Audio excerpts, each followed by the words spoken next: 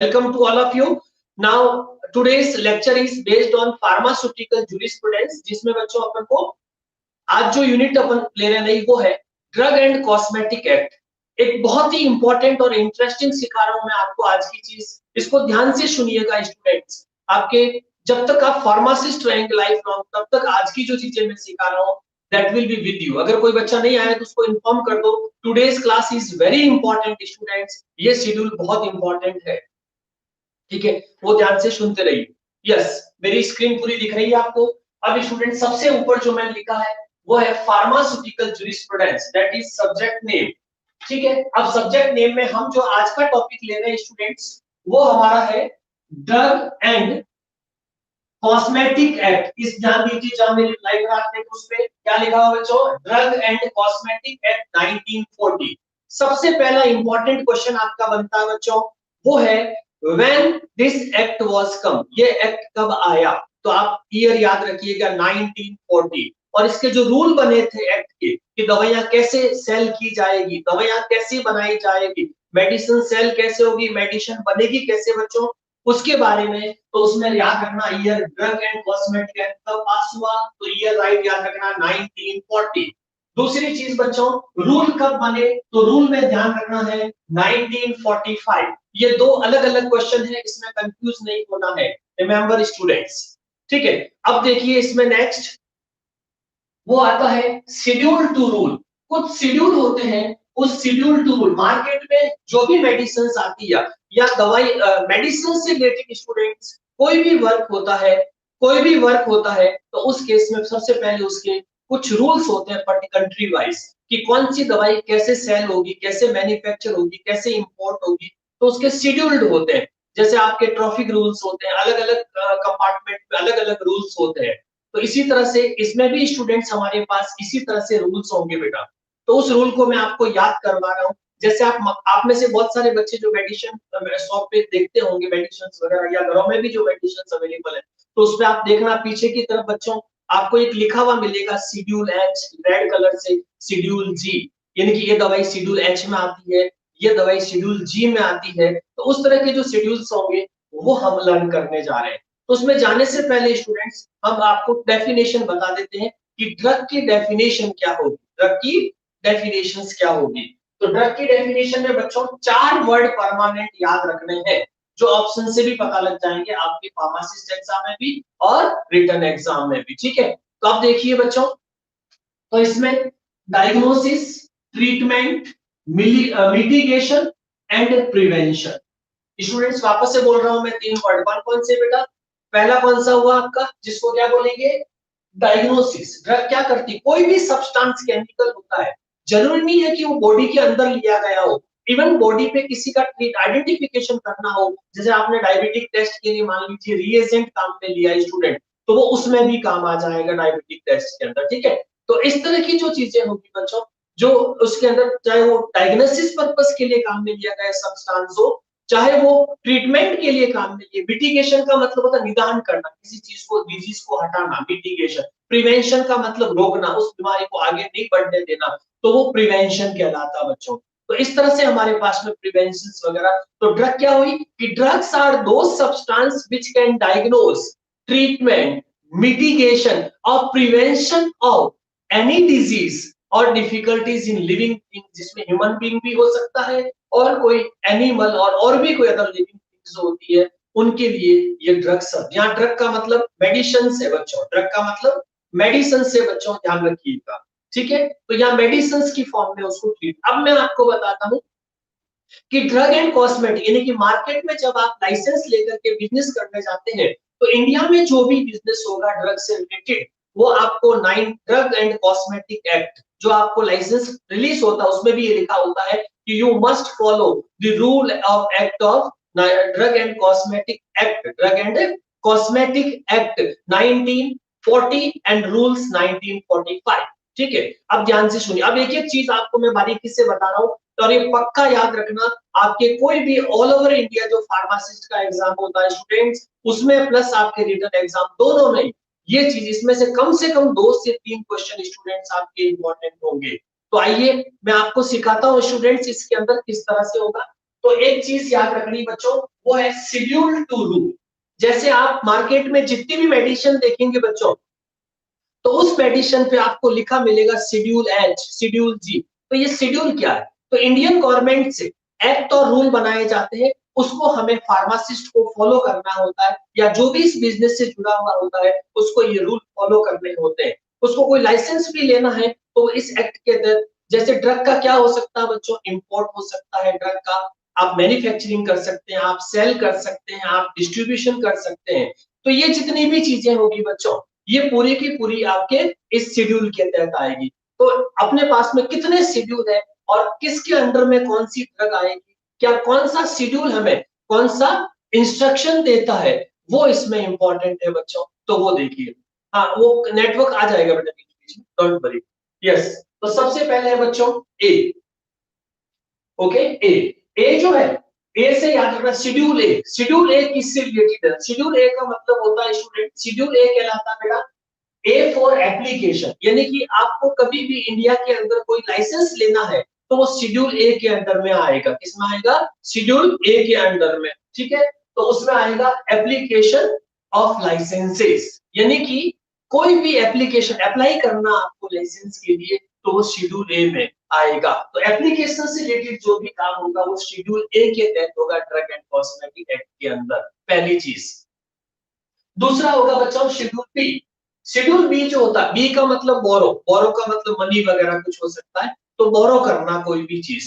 तो बोरो करने का मतलब उससे रिलेटेड कोई भी फीस होगी बच्चों, कोई भी जो टेस्टिंग फीस हो सकती है उस गवर्नमेंट की, और लाइसेंस जब आप अप्लाई करते हैं तो उसमें कितना अमाउंट जो है वो कैंडिडेट से लिया जाएगा। तो फीस जो होती है मैन्युफैक्चरिंग या किसी भी चीज की, तो कितनी फीस होगी, तो फीस से रिलेटेड सारी काम जो होंगे बच्चों वो सारे इसमें आएंगे बी। तो बी से बोरो से याद रखिए rate of fee of test. आप गवर्नमेंट लेबोरेटरी में जाकर के किसी ड्रग की टेस्टिंग कराते हैं तो गवर्नमेंट आपसे एक मिनिमम रेट लेगी, इसीलिए वो किस में आएगा। तो आप पूछ सकते हो कि ये फीस कैसे ले रहे हो, तो कहेंगे शेड्यूल बी के अकॉर्डिंग होगा, क्योंकि उसमें गवर्नमेंट का मिनिमम रिक्वायरमेंट है, इसीलिए आपको लेनी है। फिर आता है स्टूडेंट्स, ये दोनों एक साथ याद कर लीजिए, शेड्यूल सी एंड C1। सी में क्या याद रखना है? List of biological product with other special product. बच्चों लिस्ट ऑफ बायोलॉजिकल प्रोडक्ट जब भी आता तो वैक्सीन, सीरा, है ना, ये सारे बायोलॉजिकल प्रोडक्ट जो होते हैं वो सब इसमें आएंगे, जो ब्लड से रिलेटेड होते हैं। वैक्सीन हो सकती है, सीरा हो सकती है, तो ये सारे आपके बायोलॉजिकल प्रोडक्ट्स कहलाते हैं स्टूडेंट्स, याद रखिएगा। तो ये बायोलॉजिकल प्रोडक्ट हो गए। और इस C1 में जो होगा लिस्ट अदर अदर स्पेशल कोई सब्सटेंस हो सकता है अदर देन वैक्सीन, सीरा जो होंगे वो सारे शेड्यूल सी में आ जाएंगे, ठीक है, शेड्यूल सी में। तो ये दोनों एक साथ। अब आप कहेंगे सर इससे रिलेटेड क्या, तो इससे रिलेटेड बच्चों चार वर्ड फिर से याद रखते हैं।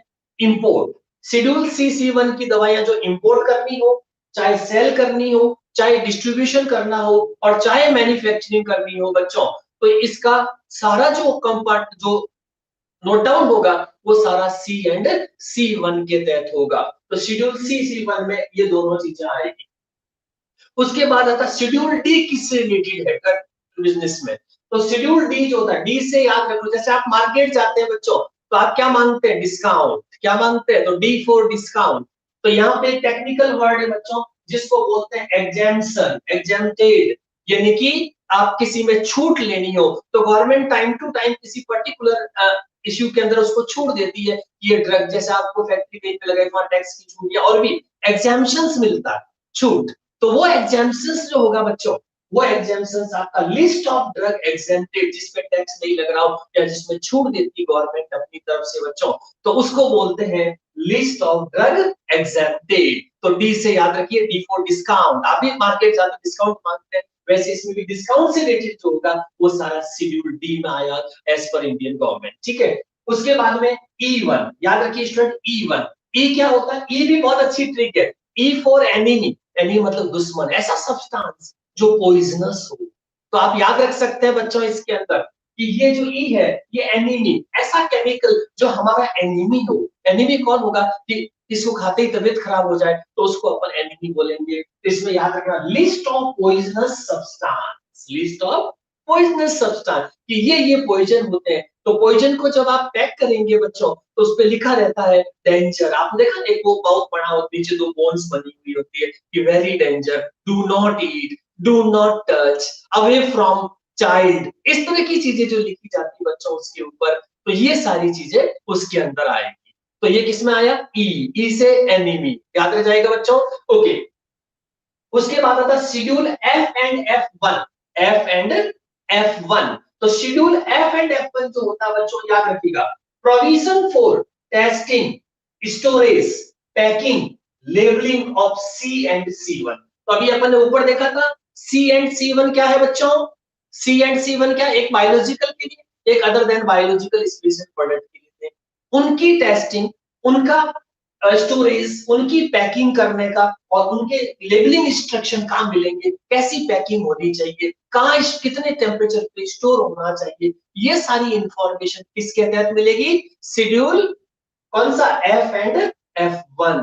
तो एफ एंड F1 में स्टूडेंट्स हमको जो भी मिलेगा बेटा वो सारा, इन जो सी एंड C1 का हम टेस्टिंग कैसे करें, वो दवाई सही है या नहीं, उसकी स्टोरेज कहाँ रखे, ड्राई रखना है या डार्क प्लेस पे रखना है, पैकिंग कैसा हो, बॉक्स कैसा होना चाहिए, लेबल पे क्या लिखा होना चाहिए, और labelling of C and C1। तो दोनों की लेबलिंग के बारे में जो जानकारी होगी, जो इंस्ट्रक्शंस होंगे एज पर कंट्री वाइज, वो हमको हमेशा किसमें मिलेंगे? एफ एंड F1 में मिलेंगे स्टूडेंट्स। आगे देखिए F2, शेड्यूल F2 में किससे रिलेटेड होता है?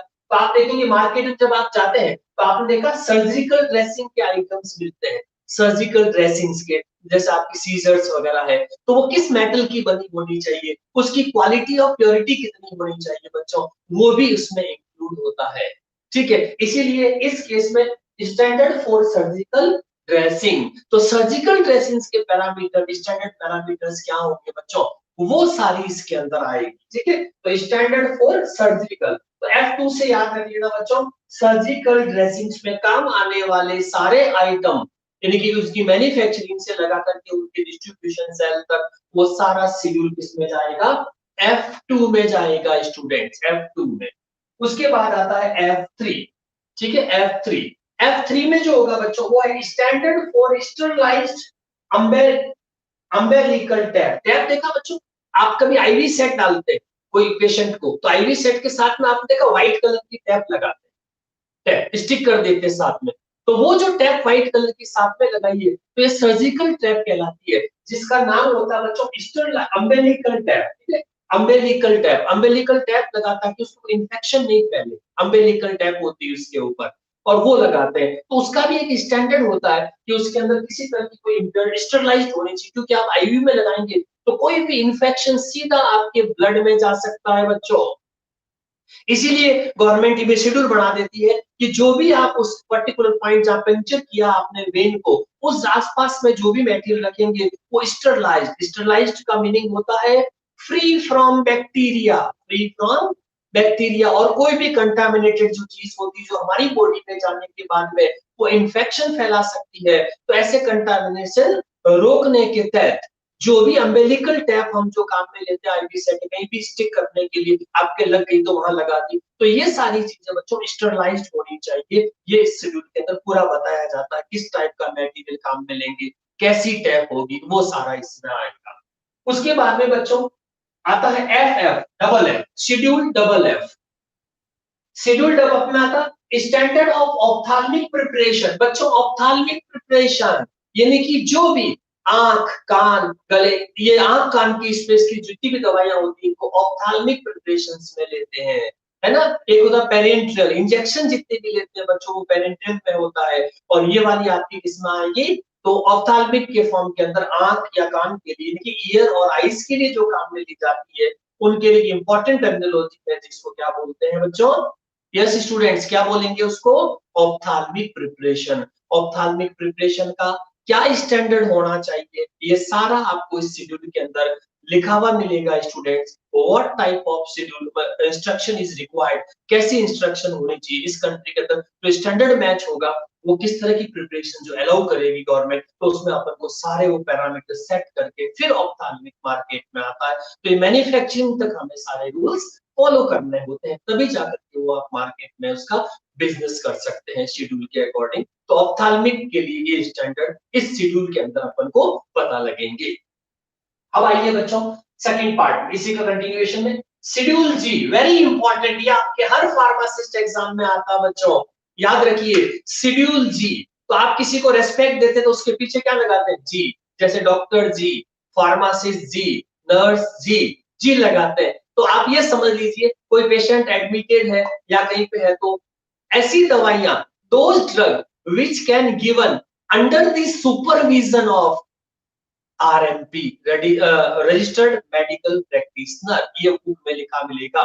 तो आरएमपी के तहत होती है बच्चों, ठीक है। तो उनके तहत ये दवाइयां दी जाएगी, यानी कि इनकी प्रेजेंस में ही जो दवाइयां दी जाती है वो शेड्यूल जी में। तो जब आप कोई भी मेडिसिन स्ट्रिप का देखिए उसके पीछे लिखा रहता है कि ये मेडिसिन शेड्यूल जी में आती है, इसका मतलब इंडोर पेशेंट या डॉक्टर या नर्स फार्मासिस्ट जो भी है उनकी प्रेजेंस में ही इस मेडिसिन डोज को दिया जा सकता है। इसीलिए वर्ड होता अंडर द सुपरविजन ऑफ, क्या आएगा, under the supervision of RMP students, याद रखिएगा, ठीक है। उसके बाद आता बच्चों शेड्यूल एच, ये भी आपको सारी मेडिसिन के पीछे लिखा मिलेगा कि शेड्यूल एच कौन कौन सी मेडिसिन होगी बच्चों। एच का मतलब हल्फनामा, हल्फनामा से कागज टाइप में होता है, यानी कि प्रेस्क्रिप्शन, लिस्ट ऑफ ड्रग, यानी कि डॉक्टर को लिखे बिना ये दवाइयां फार्मासिस्ट रिलीज नहीं करेगा। तो जब भी कोई पेशेंट आपसे मांगने के लिए आएगा मेडिसिन, तो आप उनसे पूछेंगे कि आपके पास में स्लिप है क्या, डॉक्टर की पर्ची है क्या, क्यों, क्योंकि जो शेड्यूल एच का मतलब हल्फनामा, हल्फनामा समथिंग इज कागज टाइप होगा बच्चों, तो वो जो होगा उसको अपन प्रेस्क्रिप्शन कहते हैं लैंग्वेज में, ठीक है। तो लिस्ट ऑफ ड्रग, ऐसी दवाइयां जो सिर्फ प्रेस्क्रिप्शन पे की जा सकती है या डिलीवर की जा सकती है, उनको शेड्यूल एच में रखा जाए। आजकल एक H1 नया आ गया जिसमें कुछ एंटीबायोटिक वगैरह उसमें इंक्लूड कर ली, वो अपन अलग से डिस्कस करेंगे, ठीक है। ये जनरल शेड्यूल्स अपन ले रहे हैं जो कॉमन है। शेड्यूल एच, शेड्यूल एच के बाद आता बच्चों जे, शेड्यूल जे, ये भी बहुत इंपॉर्टेंट है। शेड्यूल जे में याद रखिए ऐसी मेडिसिन जो किसी डिजीज को पूरा ठीक होने का दावा नहीं करती हो, ठीक है, इसीलिए किसी को दावा नहीं करता। तो ऐसी लिस्ट जैसे कैंसर की दवाइयां, जैसे एड्स की दवाइयां, ये दवाइयां किसी भी चीज को 100% बच्चों क्योर नहीं कर सकती। तो इसीलिए लिस्ट ऑफ ड्रग होगी कि इसको देने से आप पूरे ठीक हो ही जाएंगे, ऐसा जरूरी नहीं है। इसीलिए इसमें लिस्ट ऑफ ड्रग होती है वो ऐसी होती है जो डिजीज या ड्रग कांट बी क्योर, जो 100% क्योर नहीं कर सकती या 100% क्योर होने का दावा नहीं कर सकते, वो शेड्यूल जे में आएगा। इसीलिए हमने इसका ट्रिक रखा बच्चों, जयकारा, है ना, सिर्फ जय हो से आप ऊपर वाला ही बचा सकता, जय हो, मेडिसिन कंप्लीटली क्योर आपको नहीं कर सकती, ये ध्यान रखना बच्चों इस केस में। उसके बाद आता है schedule M, schedule M, M1 और M2 जो है स्टूडेंट्स, ये आप एक साथ याद रख सकते हैं। एम का एक ट्रिक पहले पकड़ लीजिए, वो है एम का मतलब मैन्युफैक्चरिंग, और मैन्युफैक्चरिंग का एम को याद रखो मैन्युफैक्चरिंग वर्ड से, एम फॉर मैन्युफैक्चरिंग, मैन्युफैक्चरिंग कहाँ होगी, फैक्ट्री, फैक्ट्री। तो हमारी फैक्ट्री कैसी होनी चाहिए, तो फैक्ट्री को बोलते हैं प्रीमाइसेस, जगह जहां पे आप फैक्ट्री लगाएंगे बच्चों उसको बोलते हैं प्रीमाइसेस। और वो प्रीमाइसेस के अंदर आपका कैप्सूल डिपार्टमेंट होगा, इंजेक्शन डिपार्टमेंट होगा, आंख कान की अलग पड़ेगी, वहां ऑप्थेल्मिक डिपार्टमेंट, तो हर एक का बच्चों अलग अलग डिपार्टमेंट होगा और उसमें सबके अलग अलग, यहाँ बैक्टीरिया अंदर नहीं आना चाहिए, टेम्परेचर इतना रहना चाहिए, मेडिसिन जब बन रही हो तो प्रेशर आपका इतना मेंटेन रहना चाहिए, ये सारी बातें जितनी भी होगी बच्चों ये सब शेड्यूल एम में आएगी, ठीक है। तो शेड्यूल एम को बोलते हैं जीएमपी, जीएमपी की पालना करनी है। तो जीएमपी का मतलब क्या हुआ, गुड मैन्युफैक्चरिंग प्रैक्टिसेस, इसका मतलब दवाई को बिल्कुल हाइजेनिक एनवायरनमेंट में बनाई जाए।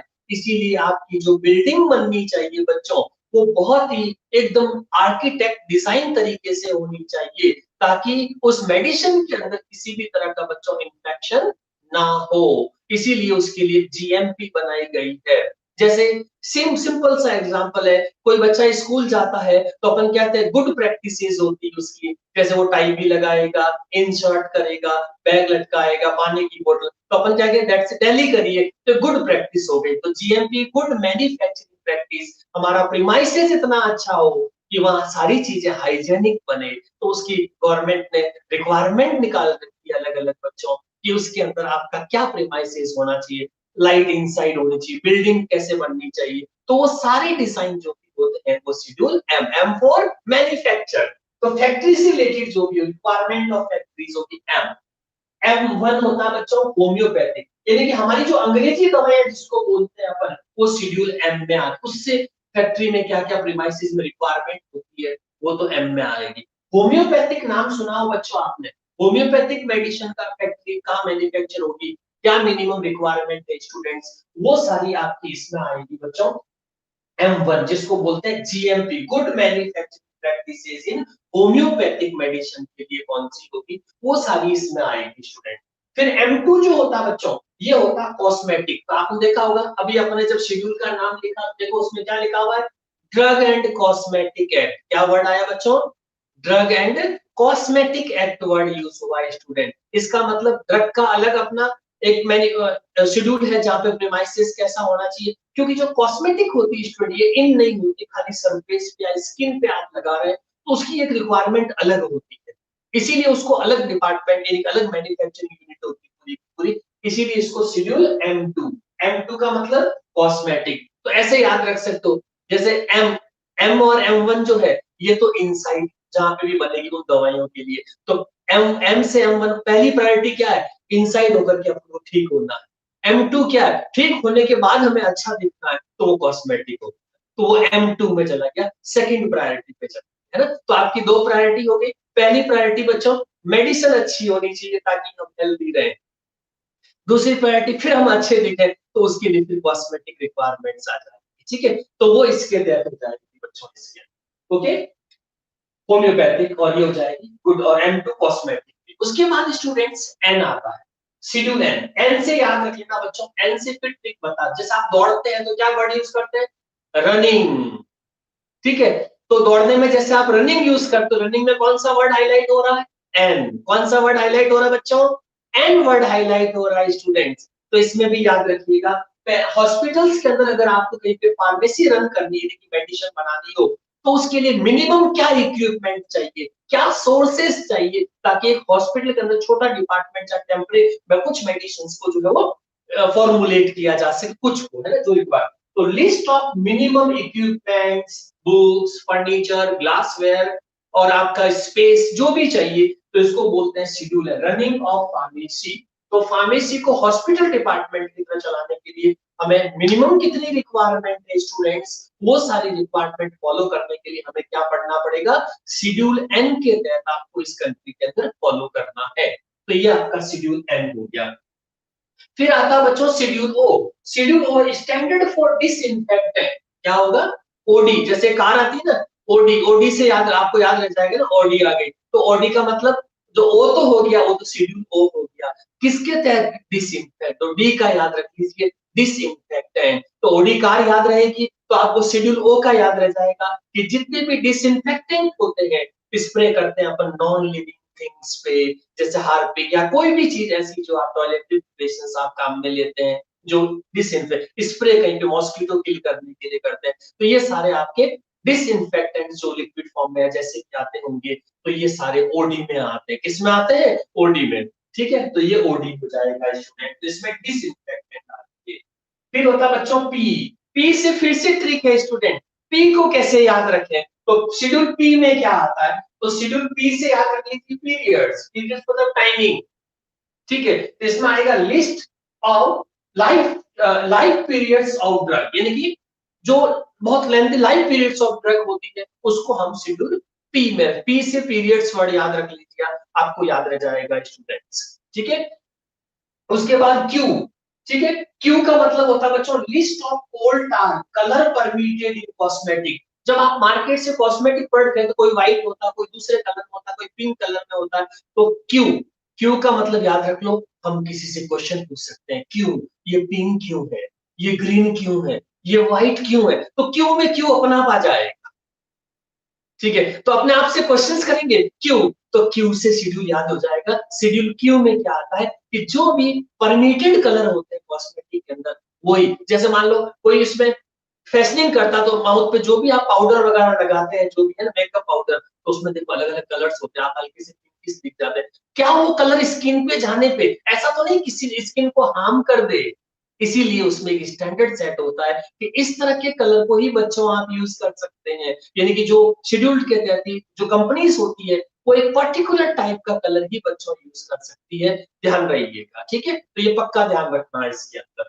तो ये क्यों मतलब कलर से रिलेटेड है, और वो कलर किसमें, कॉस्मेटिक में जो यूज होते हैं उनके लिए इसके शेड्यूल के तहत आपको फॉलो करना पड़ता है ड्रग एंड कॉस्मेटिक जो रूल्स बने हुए हैं। अब आइए बच्चों शेड्यूल आर। आर जो होता है, आर से याद रह जाएगा, रबर से रिलेटेड कोई भी चीज होती है, आर फॉर रबर, रबर से रिलेटेड कोई भी चीज होगी वो शेड्यूल आर में आएगी। और मोस्टली जो इसमें होते हैं वो आपके कॉन्ट्रासेप्टिव, मैकेनिकल कॉन्ट्रासेप्टिव जितने भी होते हैं वो सारे रबर है, इसीलिए वो इसके अंदर, उसका भी एक पर्टिकुलर स्टैंडर्ड होता है स्टूडेंट्स, इसीलिए वो सारे उस स्टैंडर्ड के अकॉर्डिंग ही मैन्युफैक्चरिंग होंगे। तो उसकी स्टैंडर्ड्स कहाँ मिलेगी, तो शेड्यूल आर में पूरा उसका डिस्क्रिप्शन है कि इसमें क्या क्या क्वालिटी आपको मेंटेन रखनी है, तो शेड्यूल आर में आ जाएगा बच्चों। उसके बाद है एस, स्टैंडर्ड फॉर कॉस्मेटिक। याद रखिए स्टूडेंट्स, एस वर्ड आप याद रख लीजिए, बिल्कुल याद हो जाएगा। एस किसके लिए, आप किसी को पूछते ना कि मैं स्मार्ट लग रहा हूं क्या, तो आप स्मार्ट कब लगेंगे, जब आप कॉस्मेटिक यूज करेंगे। इमेजनरी मान लीजिए, तो आप कोई ना कोई क्रीम वगैरह कुछ भी लगाते हैं तो कोई कहता है बड़े स्मार्ट दिखने वाले, तो आप क्या कहोगे, ऐसे स्टैंडर्ड मेंटेन किया इसका कॉस्मेटिक। इसीलिए कॉस्मेटिक जो भी बनेगी बच्चों वो सारी की सारी आपकी किसमें आएगी, शेड्यूल एस में, स्टैंडर्ड फॉर कॉस्मेटिक। कॉस्मेटिक क्योंकि सीधी सीधी आपकी ह्यूमन बॉडी पे अप्लाई होती है बच्चों, इसीलिए इसके अंदर स्टैंडर्ड मेंटेन होना बहुत जरूरी है, नहीं तो वो आपकी स्किन के अंदर एलर्जी प्रोड्यूस कर सकती है, वो हार्मफुल हो सकती है, इसीलिए उसका भी स्टैंडर्ड मेंटेन करना बहुत ही जरूरी है बच्चों, तो याद रखिए। उसके बाद में टी, टी जो होता है बच्चों वो अपना आ जाएगा कि कोई भी रिक्वायरमेंट ऑफ फैक्ट्री प्रीमाइसेस है ना, तो आयुर्वेदिक, जैसे ये एम और एम1 था बच्चों, वैसे वैसे ये होम्योपैथिक हो गया, कॉस्मेटिक आ गया, एलोपैथिक, लेकिन एक कौन सा बच गया था, आयुर्वेदिक बच्चों।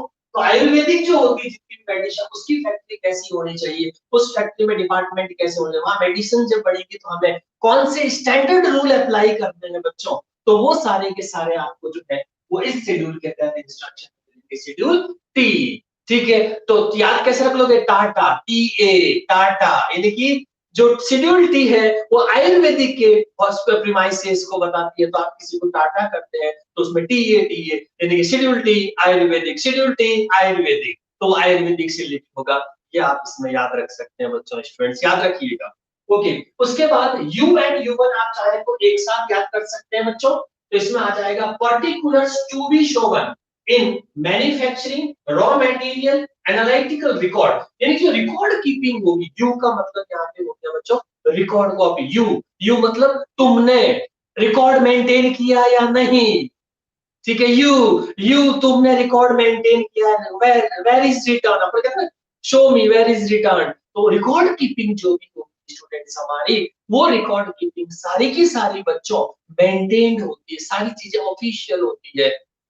तो उसके लिए हमारे पास में जो होगा वो हो जाएगा particular to be sure manufacturing record, raw material जहां से सप्लाई हुआ उसका रिकॉर्ड, एनालिटिकल रिकॉर्ड, आपने जो ड्रग की टेस्टिंग की लैब में कौन सा टेस्ट, लिमिट टेस्ट पास हुआ, ऐसे पास हुआ, या और भी कोई चीज है तो पास फेल क्या हुआ बच्चों, इसका पूरा का पूरा अपन को एक रिकॉर्ड मेंटेन करना है। और ये जो रिकॉर्ड मेंटेन होगा स्टूडेंट्स, ये आपका हमेशा यू एंड यू। अब यू तो होगा जो इसके रिकॉर्ड से रिलेटेड, ये अपनी जो एलोपैथिक मेडिसिन होती है, कौन सी बच्चों, एलियोपैथिक, जो अपन मार्केट में लेते हैं, एलियोपैथिक मेडिसिन यू में आती है। यू1 जो होता है वो कॉस्मेटिक के लिए, तो कॉस्मेटिक का रिकॉर्ड जो भी बनाएंगे आप, उसकी जो मेडिसिन मेंटेन करेंगे बच्चों, ये सारी की सारी आप काम मेंटेन करेंगे शेड्यूल यू1 में। तो यू का काम सारा फाइल से रिलेटेड है, रिकॉर्ड मेंटेन करना, ठीक है। और उसके बाद ये बहुत ही इंपॉर्टेंट है बच्चों किसी भी फार्मासिस्ट एग्जाम के लिए, सुपर डुपर, इनको पक्का याद रखिए,